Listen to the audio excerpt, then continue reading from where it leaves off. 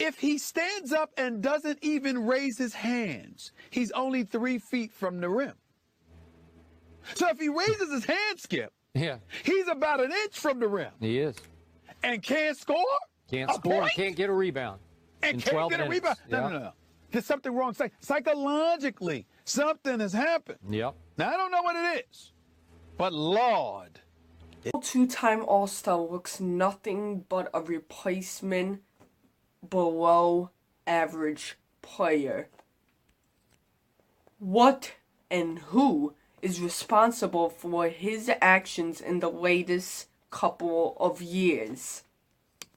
Hi guys, and I'm going to talk about one of the biggest letdowns in NBA history, Roy Hibbert. Offensive beast turned into a below average player. It just doesn't make sense.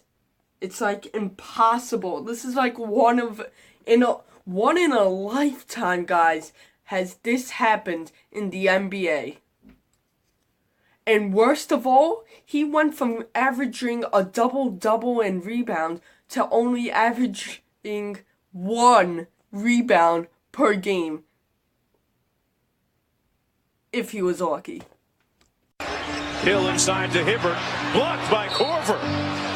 Kyle Korver not known as a shot blocker as we take one more look at It was the key part of the defense of the Indiana Pacers from the season of 2012 and the season of 2014. Absolutely dominated the interior behind excellent wing players like Paul George, Lance Stevenson, David West, George Hill, and so on and so forth. Serving as a 7'2" player, you would expect a lot more from Roy Hibbert. He was slow and looked unathletic in some periods during his playing time, but this is a guy who was 300 pounds and was called an MVP when he versed the games against LeBron, Dwayne Wade, and this the whole Miami era won the Eastern Conference. The Eastern Conference, guys, it's hard to believe, but the Eastern Conference at one point was actually good. Well, average. I would just say average. David West, George, and Hill, and let's not forget, Hibbert and Stevenson pounded the interior and used their extraordinary length to shorten the game of basketball.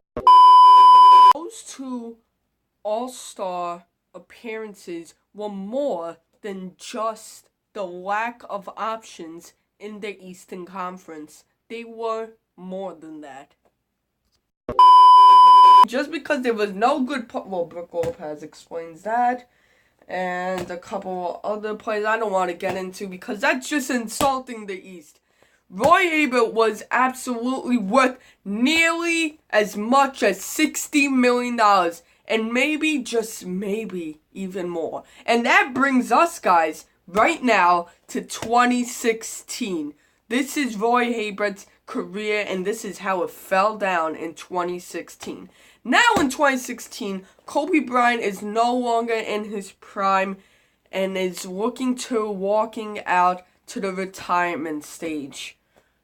With Nick Young and Lou Williams, and they're cheesing and looking to approach the near future, Roy Hibbert saw more in his career.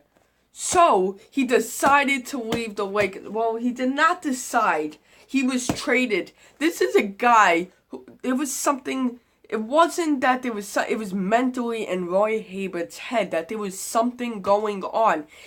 He is right here, let's say near the rim. This is the rim. He could not shoot an extra 2 to 3 inches and still make it in. Kyle Korver even proved that the Atlanta Hawks exposed him so bad in the 2014 playoffs. It was a wreck. It was horrible. Done. Most alarming about his career is that he was playing poorly this season. And he was just keep on going down, down, down. He was arguably on the worst teams in the NBA. the worst Lakers of all time. Let's just get that through everybody's head. That was the worst Lakers of all time. Now, guys, conclusions. The whole point I made this video is to show everybody that Roy did not change.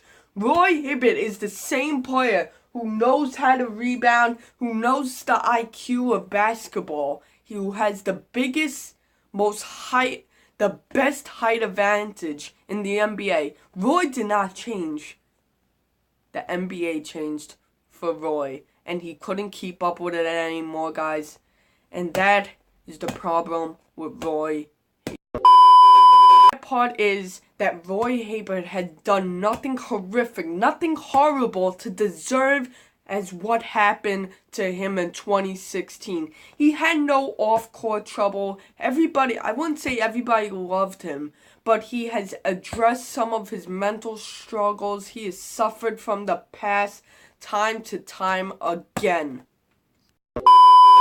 Unfortunately, his skills was not variable anymore in the game of basketball that he truly loved to play. Limitations kept on getting exposed from time to time again. Worse yet, there was no way that he could reverse this curse. There was no way he could have adjusted it. It was just over. His career was over. Since 2014 has been on numerous teams. The last team he played for was the Denver Nuggets, and he only played for 6 games on the Nuggets. And unfortunately, guys, Roy Hibbert was never, ever, ever, ever seen in the game of NBA ever again. But he did not retire, but it's most likely we are never going to see Roy Hibbert go back, even start. His days of starting as an NBA key player is over. A key bench player is over. And I highly think that we're never going to see Roy Hibbert ever again or get signed by another team. And guys, that is it. Please subscribe, like, leave a comment. Peace out. Don't forget to stay active on my channel. Subscribe if you're new. I love all the feedback, so keep on commenting down below. Peace out.